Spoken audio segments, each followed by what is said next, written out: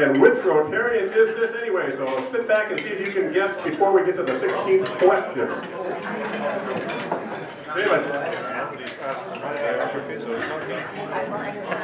Thanks, Jim. All right, so our Rotarian of the week. This Rotarian attended the Coon Rapids High School. That would be the Coon Rapids Cardinals. Oh, for a Brewer fan, it's hard to say the word Cardinal. But this Rotarian's first car was a yellow Pinto.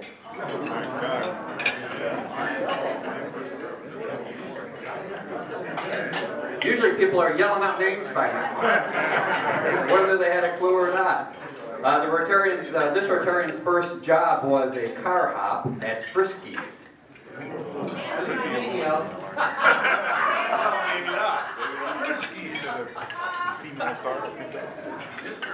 My family tells me I listen to music too loud. What did I hear it? Okay. This Rotarian's favorite hobby is kids. This Rotarian has three children. This Rotarian's current work position is a banker. Julie. There we go. Julie Whitney. The next clue was this Rotarian's name is Julie. So.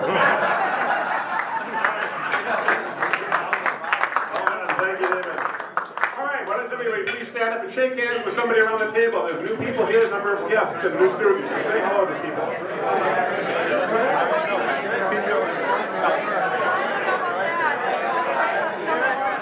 How are you? Hello.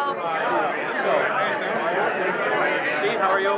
Good. Hey, Tom, how are you? Good.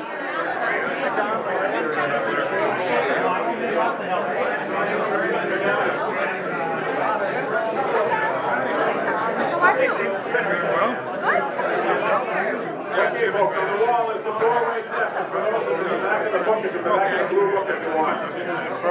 The things we think, say, and do. Is it the truth? Is it fair to all concerned? Will it build goodwill and better friendships? Will it be beneficial to all concerned? And now, sitting in a different part of the room entirely, Len's coming up to do a song. What are we saying? Get your book out, number 10. Grandfather's Clock.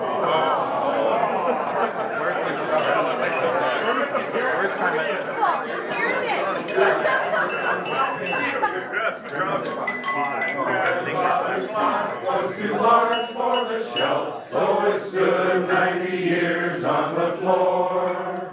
It was taller by half than the old man himself, though it weighed not a pennyweight more. It was bought on the morn of the day that he was born, and was always his treasure and pride. But it stopped short, never to go again, when the old man died. 90 years without slumbering, his life's seconds numbering. He stopped short, never to go again, when the old man died. It rang an alarm in the dead of the night, an alarm that for years had been dumb. And we knew that his spirit was blooming for flight, that his hour for departure had come. Still the clock kept the time with a soft and muffled chime, as we silently stood by his side. But it stopped short, never to go again, when the old man died. 90 years without slumbering, his life's seconds numbering. It stopped short, never to go again, when the old man died. That's why they don't sing that very often. Number 2, America. My country, 'tis of thee, sweet land of liberty, of thee I sing. Land where my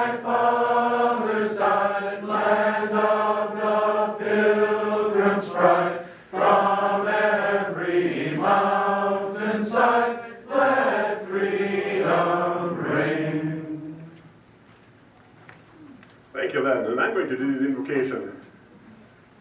Dear Lord, thank you for bringing this group of Rotarians together. We're thankful for the opportunities and the blessings that we're provided.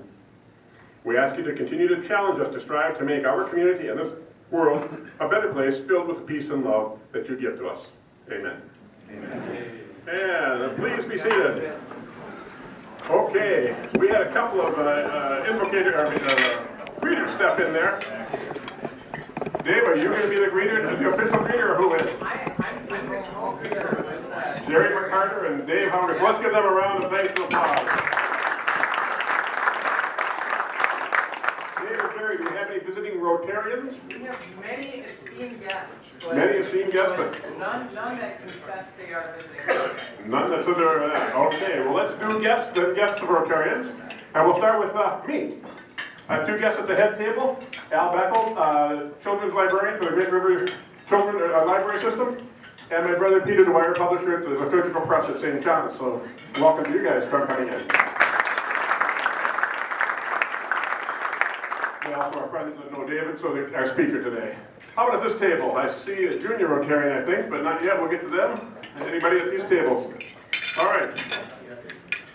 I have a guest over in the back corner. Oh, there you are. Kathy Lahr, colleague of mine over at Cathedral High School. All right. Other guests in here anywhere? Yes, back there, Joan. I have my good friend, Dr. Gary Stranwell, who's a new member of transition. All right, you're welcome. Any others over here that I don't see? That being done, let's see here. Junior Rotarians, I don't have the current list, so I'm going to ask you just to go by schools. I think St. John's Prep, we have an announcement about the student. Who's got the announcement about the student who's not here? I can do it. She's taking the National Spanish exam today. National Spanish exam, so she's not here. All right, who's here with Apollo? Oh, Renee. Thank you, President Chip. I would like to introduce Nathan Kershaw, who is from the our student from Apollo for April. All right, welcome. Hey, St. Cloud Tech. St. Cloud Tech. There we are. Julie. Hi, everybody. I'm pleased to introduce Sam Eggers from Tech High School. All right. St. Cloud Christian. We have someone from St. Cloud Christian? Yes, we do. I'd like to introduce Spencer Brown of the St. Louis. Oh, Spencer, welcome. And I saw the student from Cathedral here, so who's going to introduce? Jerry. I am pleased to introduce Greta Danielson from St. Cloud Cathedral. Welcome, brother students. We look forward to seeing you over the next 4 or 5 weeks. Okay, let's see. David, how did you draw the winning number? Take out your little card and see if you win the loot. I take no credit for it. Our Department of Education is responsible. Ah. It is 389 435. 435. Anybody have that number? Oh, it's over there. It is our new number. All right. Are you sure? All righty. First, we have to say a couple of. Take a look around the room. There's some new faces, not new faces. Faces new back to us after. I see Gary Marsden back there and a couple others here.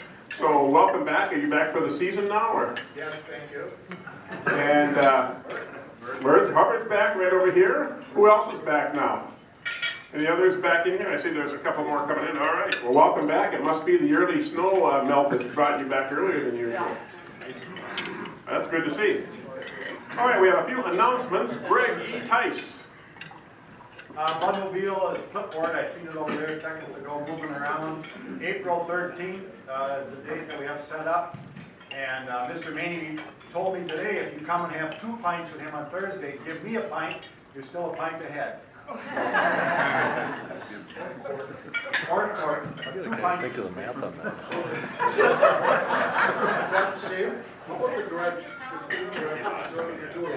And then I'll give Bill's announcement too, that on Thursday at 5 o'clock, we're going to the Holiday Inn for a pint. Rotary after hours Thursday night, 5 o'clock at the Holiday Inn. Okay. Thank you, Greg. And Diane Kroska, you wanted to have talks for about summertime. Just a real quick announcement. I am very pleased to announce we have another club level sponsor, Bill from St. Cloud Federal Credit Union, has stepped up to the plate for the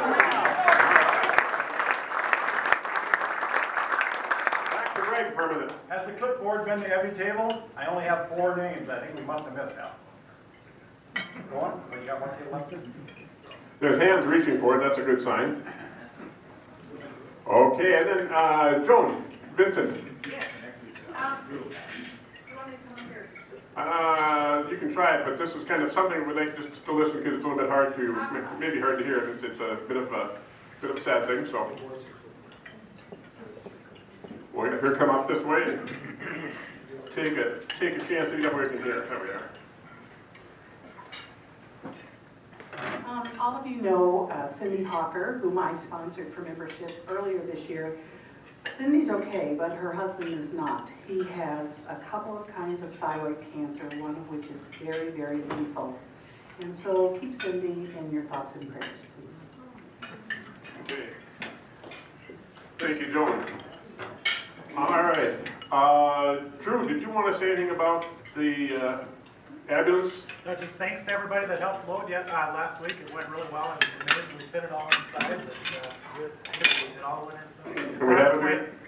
It made it to Florida on Thursday, and to my knowledge, it's on the ship today. So Loading up and heading out today, huh? It's good, that's good.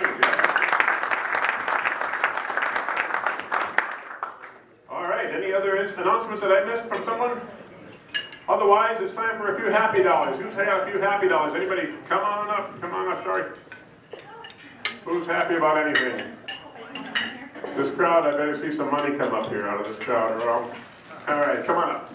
Oh, let me lower this. I have some happy bucks for a very successful Magic Moments Ball on Friday evening. One happy buck for Janelle Kendall, who was our MC and did a fabulous job. One for Joan Vincent, who is one of our co-chairs, along with Erin Bitson, and she has been a great leader in the event. And then I have $1 just to thank all the sponsors and donors and attendees, who many of them are in this room, who helped to make the event a success. Thank you. Can you move it for us? Cool. An update, Buck. Chun Li, the Chinese lady that was here and talked about the school that she wants to build in China, thank you to the foundation for buying her an iPad. She met with President Clinton on Sunday night, and he is committed to helping her build that school.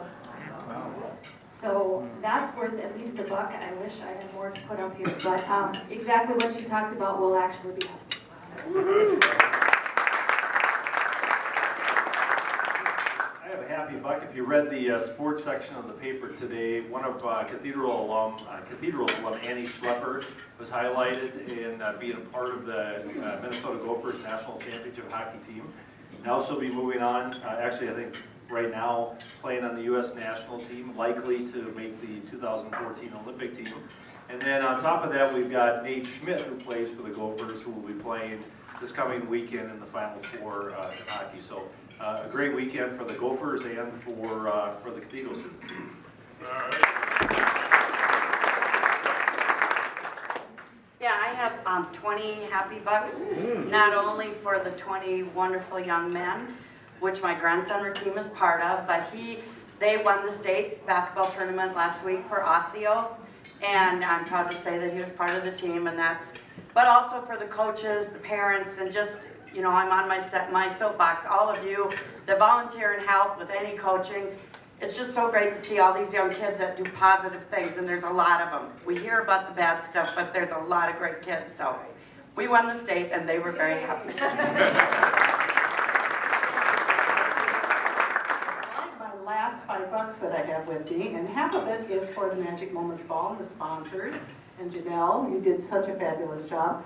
The other half is for the Kansas Jayhawks. You know that I'm a JJ Jayhawk. And even though they didn't win last night, you gotta admit they played with grit, they stuck with it, and they rocked.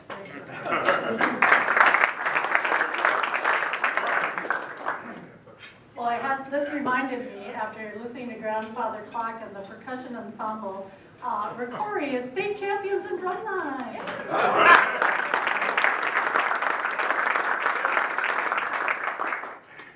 Okay, for all you baseball fans who have never been to opening day. Opening day has such electricity and excitement. Although Steve said until they get on the field. But opening day is opening day. And I just so happen to have 8 tickets out in the outfield. I'm a group leader, and I got 8 tickets available. So there are $29 tickets and a $15 bus.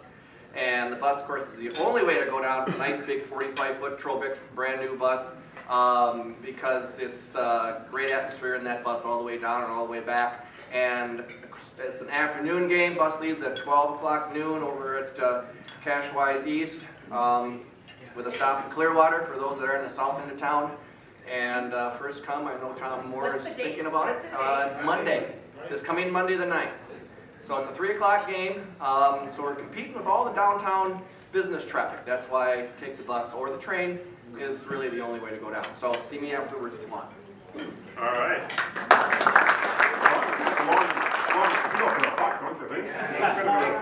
Steve Rule. All right, I got 2 happy bucks. The first happy buck is from just having a great vacation with our family. We went out to Washington, D.C., and then we took a bus up to New York and then came back. And that's why I wasn't here this last week. But I just want to tell you, we had 2 teenage daughters. We have a 6-year-old and a foreign exchange student. So there were 6 of us trekking through all these tours and doing all this.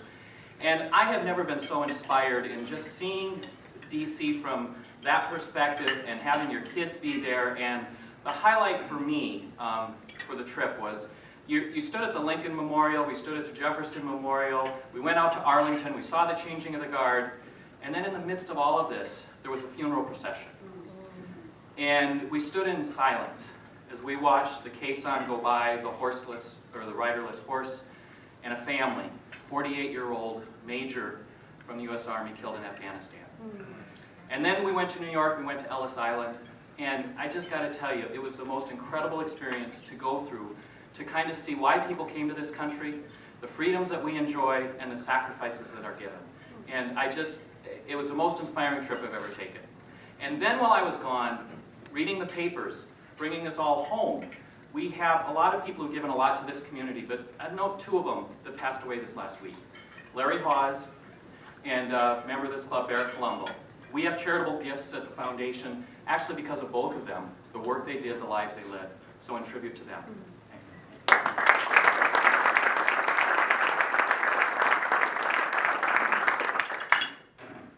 Two happy bucks. The grandfather's clock song reminded me a lot of Kermit Eastman, and he would have been scolding us for all the miscellaneous clanks that worked their way into that. But it also reminded me, I gave Kermit a ride down to the cities about 2 weeks ago as we attended a meeting together, and in true Kermit Eastman fashion, I got this very nice thank you note back. On one side of the thank you note card, it said all the appropriate things about our trip together, and on the other side, there was this comment from Kermit.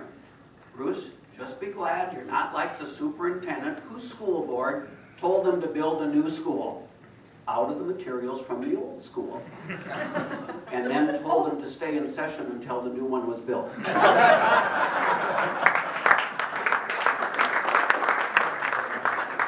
You never know what you're encountering, but Kermit does have a good eye for that. All righty, well, I think that covers pretty much the business that we're going to be doing. Let's turn it over to John Bodette to introduce our speaker today. I think you'll find him a fascinating, interesting fellow, and we'll see. Let's figure that for a minute there. Well, I thought I was working on this introduction, which David helped me with considerably. And then half the room came up and said hello to him and thanked him for all he had done and stuff. So for the other half of the room who has not had contact with David Church, let me tell you about him. He's a native Minnesotan, born in St. Paul and raised in St. Cloud and Sauk Rapids, so he tried both sides of the river. After graduation from Cathedral High School and St. John's University, he became a staff assistant for several members of Congress. Following his service as a staffer in both the U.S. House and Senate, he became a division director for 2 of the nation's largest public relations firms. In 1987, he founded David Church and Associates, a federal lobbying firm.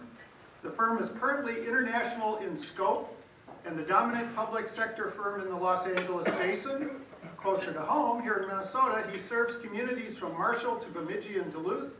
Locally, he serves as a federal advocate for the city of St. Cloud, the St. Cloud Area Planning Organization, Stearns County, and North Star. Join me in welcoming David Church.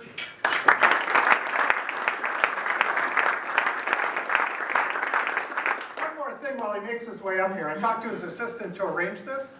I asked him two things. I said, does he need any PowerPoints or anything? The assistant laughed. Thought this was the funniest thing he'd ever heard. Secondly, I said, you know, he'll have 15 to 20 minutes. And the assistant said, David talks in hours, not in minutes. And I just said, well, he'll do. So let's see if he can do 15 minutes.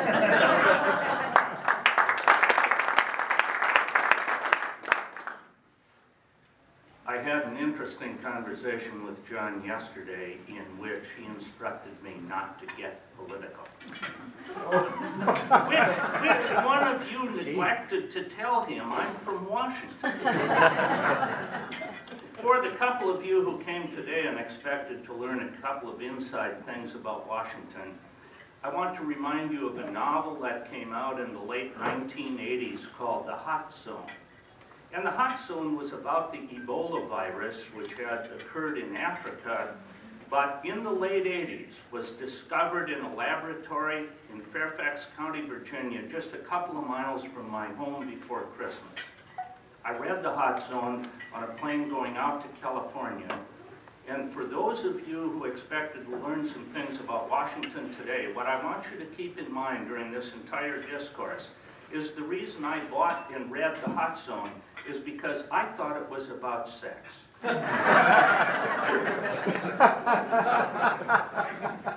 There are a couple of things that occurred to me that don't appear, I think, generally in the press. And at dinner last night, I was discoursing about one of them, and it's the 8 minutes in which we don't know, or at least I didn't know, who was President of the United States. And I'll try to get through this really quickly. The presidency is governed by the Second Amendment, the second article in the 20th Amendment. There's no overtime for the presidency.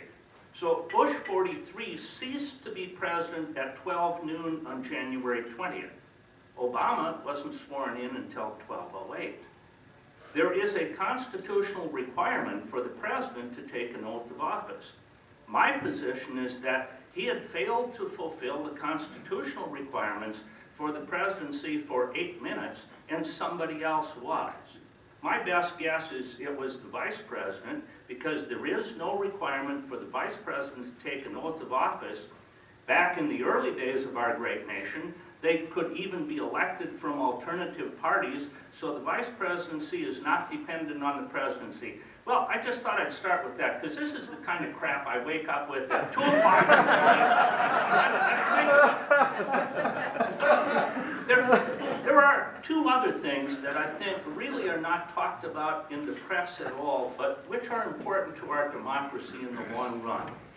And the first is when Obama came in to be President of the United States, in my almost 5 decades in Washington, have really not observed a White House that attempted to be as bipartisan as the Obama administration. I think during the campaign, there was validity to the charge, at least, that he was not entirely prepared for the presidency, so there was certainly a learning curve, and things didn't come out quite the way we thought that they might, or at least he thought that they might in the beginning. But that attempt at bipartisanship was pretty much abandoned last August. I haven't read a lot about this in the press. I don't see it talked about a lot on the talk shows. But we learn things in Washington, and particularly we learn about the mistakes other people make. And I believe that that attempt at bipartisanship is not going to be reproduced again, probably in my lifetime. And it really, I think it affects the democracy. The other thing that's changed dramatically is John Boehner actually didn't only attempt, but changed the conduct of the U.S. House of Representatives to make it literally the House of the people.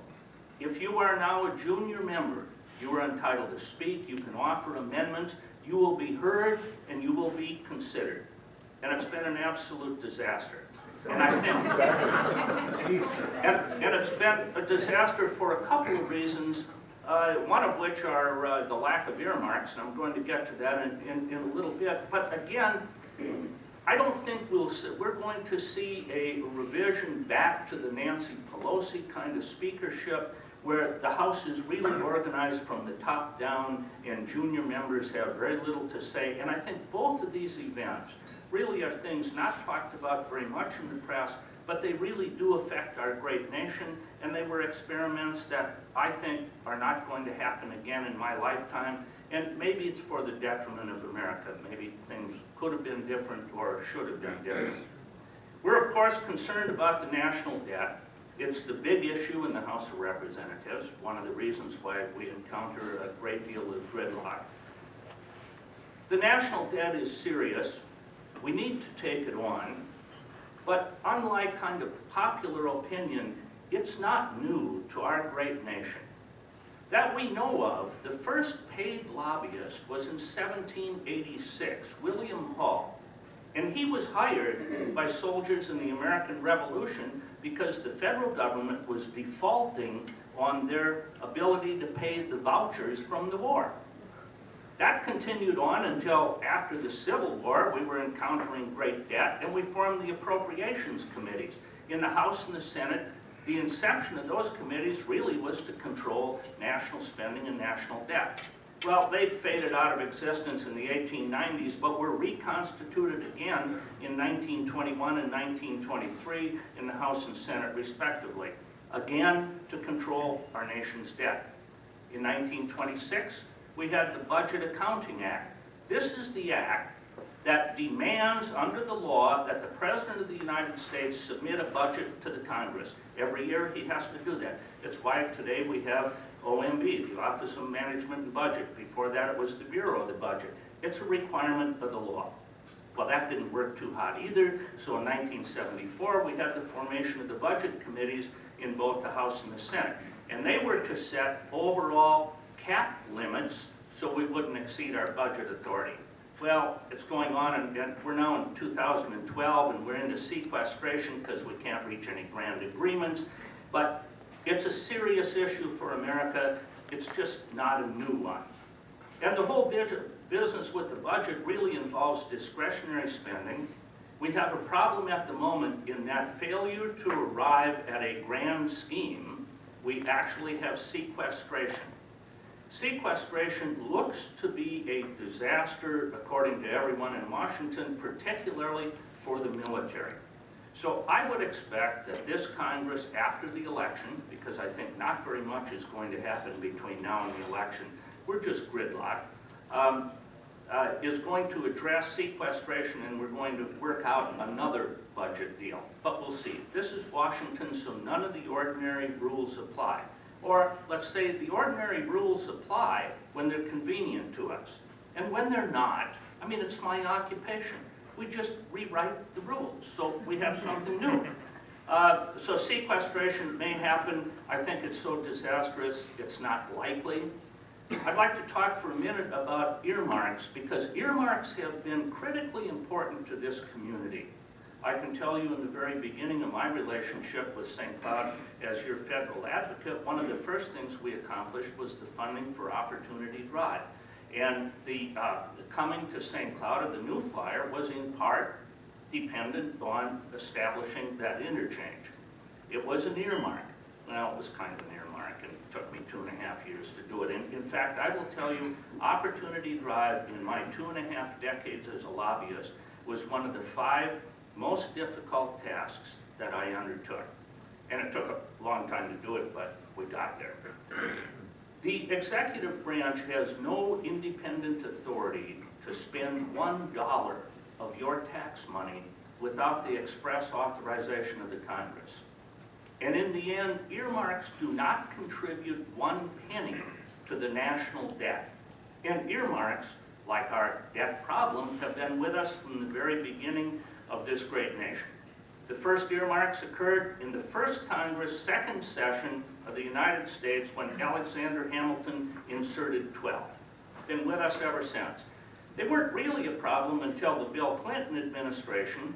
Presidents have always rewarded their friends with projects here and I mean, it's an acceptable practice in politics. Bill Clinton, however, took this to an entirely new level. Republicans who had control of the House of Representatives at that time said, whoa, since we get to decide how money is spent, we're going to tell you at least in part how we're going to spend that money, and some of it is coming back to our districts. So we had a kind of an explosion, not in dollars so much, but in the number of earmarks. And now we have an earmark embargo. Highly contentious. This is bitterly fought within the Republican caucus. Remember, it's a Republican proposal. They do control the House. So their ability to say there'll be no earmarks means that there will be no earmarks. But if you think that there's no earmarking going on, then you have to believe, because earmarks in the end do not have anything to do with adding to the budget. It's a question of who gets to decide how the money is spent. So if you think there's no earmarking going on, then you have to believe that the Republican majority of the U.S. House of Representatives is turning over all of the spending decisions to the Obama Democrats downtown. Washington has become a real insider's game. Before the abolishment of earmarks, they were public. You could look it up on websites. They had to be defended. Not anymore. You don't know how it's coming down, and if you're not part of the inside, you're really looking through the glass trying to figure out what's going on in the room. I will give you an example. My good friend Buck McKeon, who is chair of the Armed Services Committee, added to the military authorization bill $1 billion, that's B, billion dollars, in what he called military force enhancement funds, regarded by Senator McCaskill as an earmark if she ever saw one and attacked them directly. But one of the funny things about Washington, of the 87 new members who came into the House and campaigned against earmarking and whatever else we were going to do for special interest for the folks back home, 20 had marks in that bill. It gives you some idea of what happens in Washington. So in any event, that's kind of, I have no idea how my time is going. You're fine. You could talk about the topic of the speech, which was how St. Cloud area prospects look for federal funding. Is that what I was supposed to do? You know, not only did he tell me not to be political, it had an undisclosed subject to the speech. It's helpful to tell me. Actually, I was going to get to that. That's a lie. I was going to get to that because it led to the whole earmarking process. This community in this area has been very much benefited by earmarking. Yesterday, there was a story in Washington that at least the leadership in the House is backing off of the earmark position. We could expect in the 113th Congress, which convenes at noon on January 3rd, we'll go back to some kind of earmarking. That it's reformed is a good thing, and I don't mind that. I'm going to win anyway. I mean, were there abuses? Yes. But we're going to be able to champion your causes and still be successful at that, even though the process becomes more competitive. Let's say, for instance, that earmarks can no longer be a sole source kind of a document. That could be a legitimate thing. And it's one of the abuses that occurred. That is, if you had a manufacturing plant somewhere, we could award X dollars in a contract to you without any competitive or analysis of the cost at all. So if we do those kinds of reforms, I think it's a good thing. I think returning to earmarks is going to benefit this community, but I can tell you that whether or not we actually have earmarks, and we're not going to call them earmarks anymore, and I don't care what you call them. Congressionally directed initiatives are fine with me. I mean, we'll cook up some idea or some nomenclature of some kind to get to the same point.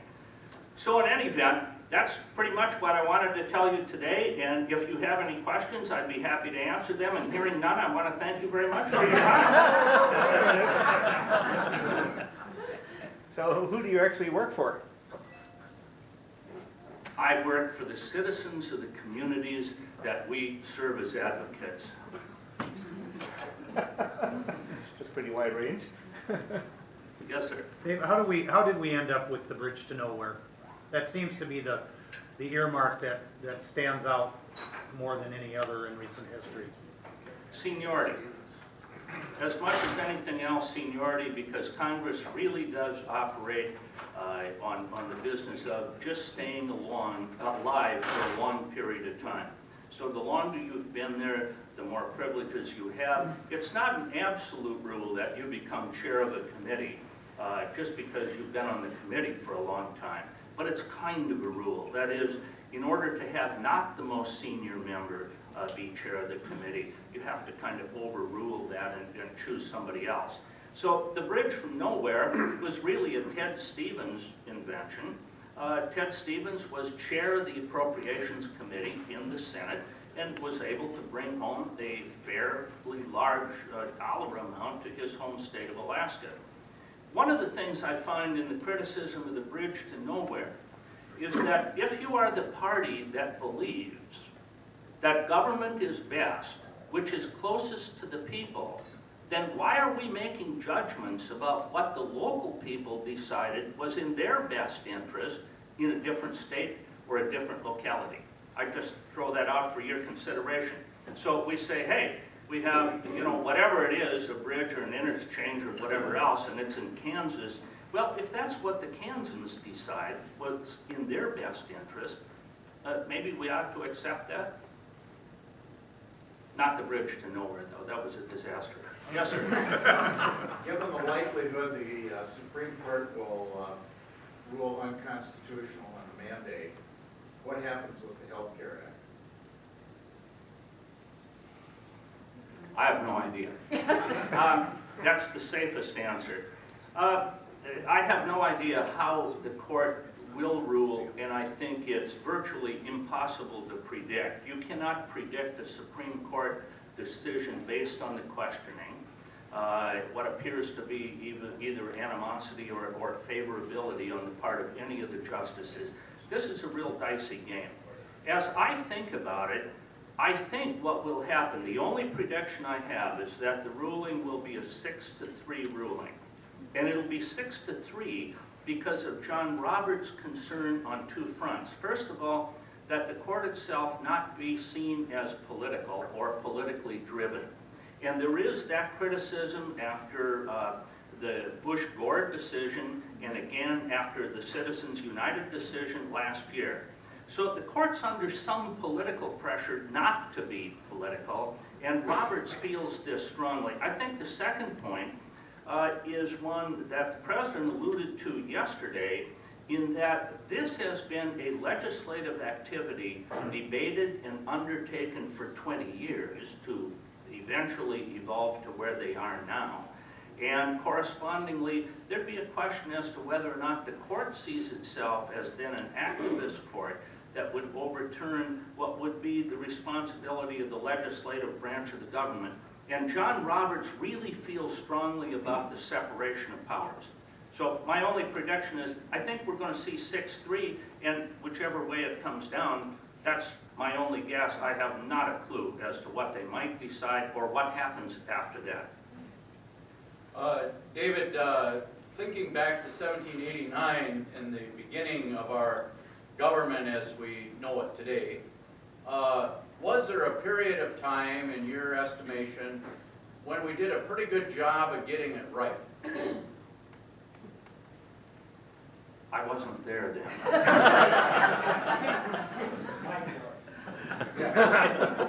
I think actually the democracy works surprisingly well. And one of the things that happens at the moment is that we've had, at least my theory is, we've had safe districts, and the safe districts have been to the detriment of America. So we have two people that are retiring this year in the Senate. For instance, Ben Nelson, who is the most conservative Democrat, and Olympia Snowe, the most liberal Republican. And whereas those bodies used to overlap by 30 or 40%, today, still, Snowe is to the right of Nelson. So there's just no overlap at all. But we're in interesting times, and the democracy is dynamic, and we'll survive and continue to do well. And if California is any bellwether, as they like to think that they are, they have gone to commission-designed congressional districts, and we have a number of races in which very senior members were pitted in the same district with very other senior members. This is costing me a lot of money, so I don't know. Yes? You mentioned those two folks, and let's put the labels of liberal and conservative aside for a minute. It looks to me like the statesmen and stateswomen are leaving. And could you just comment on that? Do you think that's accurate? Is it because of the gridlock? I could use an example, I think, when one of your members from Minnesota left, Martin Olaf Sabo of Minneapolis. And I know Marty well, was a close friend, but I talked to him, I said, Marty, you know, in the next election, you guys could regain control of the House, you'd become chair, and it might be worth staying around. And Martin's answer, which has stayed in my mind ever since, was that it won't matter. The place is so poisoned that we could have the majority and it isn't going to matter. It's still going to be a disaster and I'm just out of here. And I think there are a number of members who leave, members that I know well, who get so tired of just the constant politicization of things that don't make any sense. And we as Americans really subscribe to that in how we live our own lives. The wonderful example I use at the moment is that when Bush 43 was president, we had a gas spike, if you remember it, well, I don't know, $4 a gallon or something, whatever it was. And at that time, if you were a Democrat, 2/3 of the Democrats knew that the president either was responsible for the high gas prices or could do something about it. We have a gas price spike today. 2/3 of the Democrats now would say the president has nothing to do with the spike and can't do anything about it. And it's just kind of the reversal of positions. I mean, we saw that really with the Health Care Act. If there was something that you could say about the Health Care Act, it was written more by Republicans than Democrats. It's really the Bob Dole response to the Hillary Clinton health care plan. My next door neighbor, actually they're around the corner, the Heritage Foundation, advocated for a decade the absolute requirement that we have individual mandates. And now they're backpedaling all over the place to say, and you know, in some sense, just because you're a Republican or a Democrat doesn't mean the idea that you have might not have merit. It can be suspect if you're the other party, but it might have merit, and we ought to be considering that. In your opinion, how much of an influence is money in buying votes or swaying votes, especially from a lobbyist standpoint? Oh, I can say we participate in the political process in a meaningful manner. It means we donate money. It has no effect on the vote whatsoever. Yes, sir.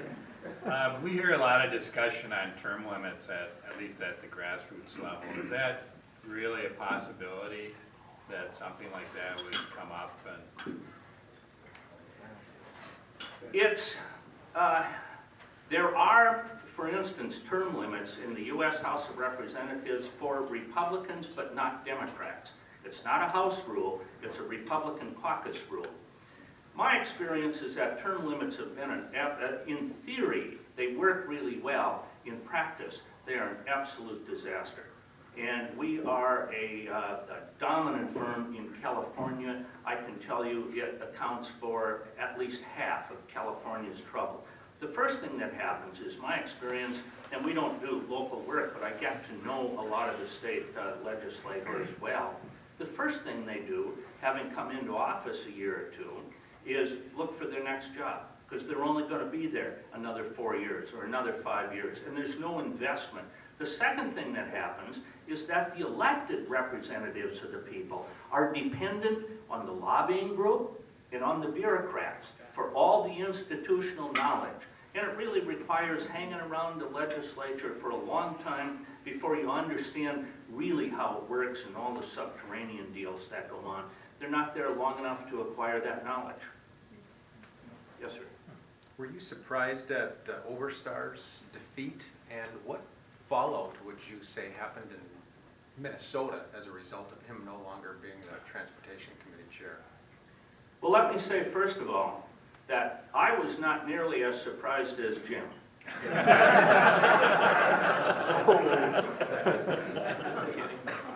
The answer is that I think he thought that this was, that he didn't take the race nearly as seriously as he should have.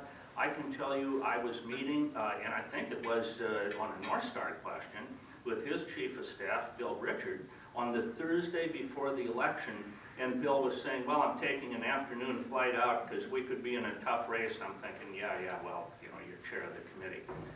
The answer is America really lost with Overstar's loss. Jim was technologically one of the most expert people, if not the most expert ever to hold that position as chair of the committee. I mean, he could tell you, if you talked about a barrier, he'd tell you, well, we put that in the law in 1976, and here's the composition of the barrier, and this is why it's there, and this is how, I mean, he just knew all of this stuff. John Micah, his replacement, has just been shuttled aside by the speaker, who has appointed, because we have a huge controversy over the transportation bill, which is just extended now for another short 90 days, Mike has been shuttled aside by Boehner, and Bill Schuster, the son of the former chair, Bud Schuster, has been appointed the point person to write a bill on behalf of the House. Schuster is not even very senior in the committee. It's just a huge slap in the face to the current chair, John Micah from Florida. What about projects? Pardon? What about projects that could have happened in Minnesota with Overstar chairing the committee? Yes, it was just golden to have the chair of the committee. First of all, you need to understand the power of the chair of a congressional committee.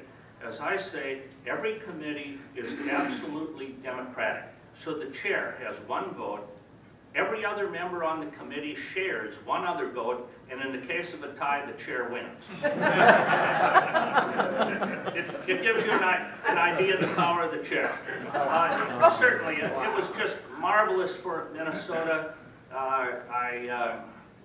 But he's not there anymore, and things change. You know, life is dynamic, our government's dynamic. Minnesota will survive. I think the big thing about the transportation bill, and one of the reasons we can't get to one, is no one has a stake in this bill. Heretofore, everyone had projects.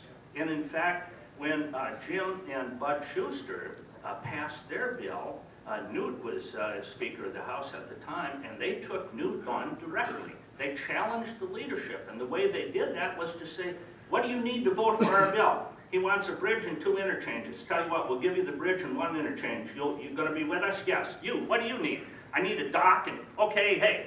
And they went around collecting votes, and you can say, well, that was really a bad system because things weren't judged on their merits. It's Washington. It's supposed to be political. That's how, in essence, if you think about political decisions, it's what our founding fathers designed. And everything we do is in the broader sense political. We want to house the homeless, feed the hungry, educate our children, provide for a much better infrastructure, the national defense, the list goes on, with infinite requirements. We have finite means to achieve them, and so we have to choose, and that's the essence of political decisions. So I think earmarks are a good idea. It's pretty hard to say, you know, this has merit and that doesn't. Merit based on what criteria and who writes the criteria, and it's just all political decisions. How about St. Cloud? What are you working on? Is the mayor still here? Can you? What can you say? David Tripp is here? Yes, I noticed that right More away. buses. St. Cloud's fared well. I think one of the larger issues is certainly air service. We were pleased to have a part in providing $750,000 in Small Community Air Service Development Grants. Hopefully I got that right. In the last year, I will continue on to advocate service to that airport as aggressively as we can. We have a whole number of airports, so we're well versed in aviation and with contacts with the FAA. And I think that's, if there's a single issue, and I'll defer to the mayor, providing your leadership because I only do what he tells me to do. I think it's at least one of the bigger issues that faces this community. Will we see North Star in my lifetime? No. I mean, coming to St. Paul. The answer is that that North Star, at least there was a change in the leadership of some of the counties that belong to that board, and that change in leadership really does affect this community, even though it wasn't Stearns County, and correspondingly, you have a much more difficult road to hoe than you did, let's say, 2 years ago when we thought we had agreements in place. Now, on your lifetime, I can't predict 62. that. 62. Yeah, you'll see it in your lifetime. Yes, sir. Is there an awareness and/or a concern in Washington regarding the position of the United States within the world economy, and maybe specifically some of the things that Tom Friedman has to say?